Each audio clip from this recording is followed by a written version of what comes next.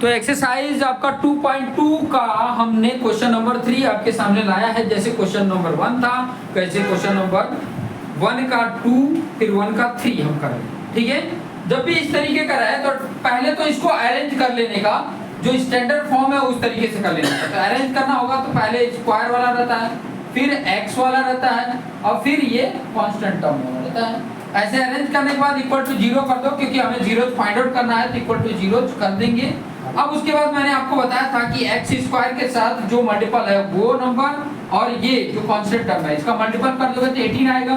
18 के ऐसे दो फैक्टर बनाओ जिनके माइनस है तो सब्ट्रैक्शन करने पे 7 आए। सब्ट्रैक्शन करने पे क्या है 7 आए। एक तो 6 3 जा 18 होता है, 6 माइनस 3 3 हो रहा है, ये नहीं होगा। एक और फैक्टर होता है, कौन सा दो फैक्टर होंगे, एक होता है 9 2 जा 9 माइनस 2 7 आ रहा है। तो मतलब ये फैक्टर हमको स्प्लिट करना है इस फॉर्म में, 7 को इस फॉर्म में स्प्लिट करना है। तो यहाँ पे हो गया 6x स्क्वायर, इसको एक लिखो 9x और एक लिखो 2x माइनस 3 इक्वल टू 0।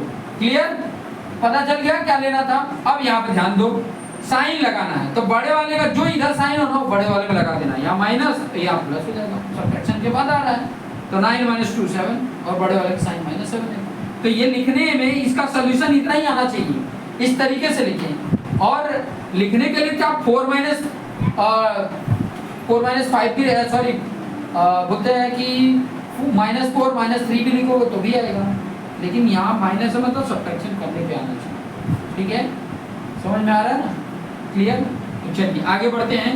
इन दोनों में कॉमन क्या है, एक तो पहले नंबर चेक करते हैं। दोनों 6 और 9 कौन से वैल्यू है जिसके टेबल में दोनों आते हैं, तो आप देखोगे 3 के टेबल में दोनों आते हैं। मैक्सिमम नंबर देखने का 3 मिल गया और x दोनों में थे, x ले लिया तो बचा क्या, यहाँ पे देखो 3 2 जा 6 होता है और एक x निकला तो एक x तो बचा, फिर यह माइनस 3 3 जा 9 होता है और x निकल गया तो x इधर नहीं बचेगा।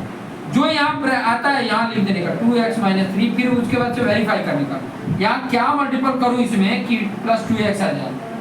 +1 का ही करोगे तो आ जाएगा, अब प्लस का इससे करोगे तो -3 भी आ जाएगा। अब दोनों में आपको 2x माइनस 3 दिख गए, यहाँ से क्या बचा 3x, यहाँ से क्या बचा +1 equal to 0।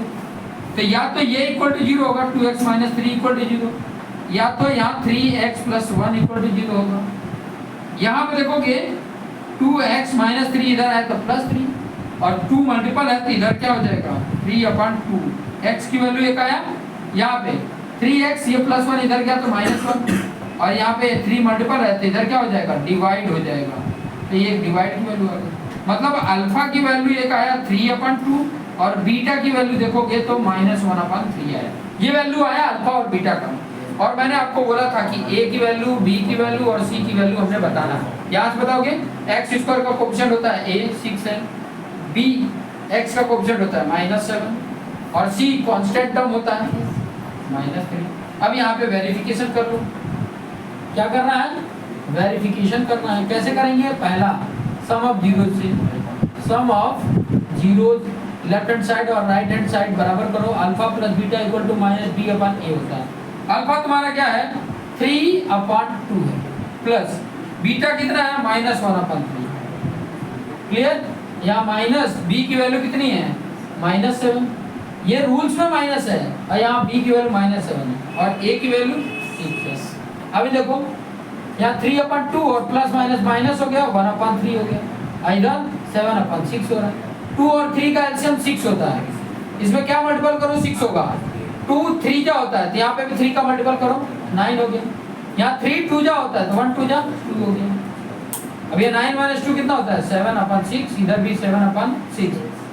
Left hand side equal to RHS, right hand side verified. Clear, next पे चलते हैं product of zeros. Product of zeros क्या होता है product of zero, alpha into beta equal to c/a। अल्फा की वैल्यू देखो 3/2 है, बीटा की वैल्यू -1/3 है, यहाँ पे c की वैल्यू -3, a की वैल्यू 6। देखो यहाँ से 3 और 3 ऊपर नीचे कैंसिल, बचा कितना प्लस माइनस -1/2, इधर भी 3 1 जा 3 2 जा, यहाँ पे भी -1/2। तो LHS equal to RHS verified. तो इस तरीके से आपने हर एक क्वेश्चन को सॉल्व कर लेना है। इसी तरीके को बार बार फॉलो करिए कि ताकि आपको अच्छी तरीके से ये क्वेश्चन समझ में आए। ऐसे क्वेश्चन 2 से 3 बार आते ही हैं, तो ध्यान रखेंगे हम सभी। क्लियर?